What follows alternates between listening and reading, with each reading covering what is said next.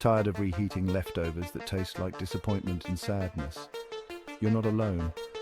There might be a reason for that, something sinister.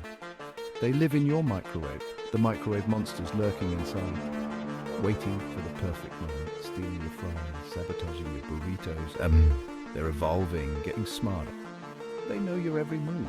Now they're using your own appliances against you, plotting. Your kitchen is their playground. Or maybe they're just throwing a party in there. A party you're not invited to. Beware the microwave monsters.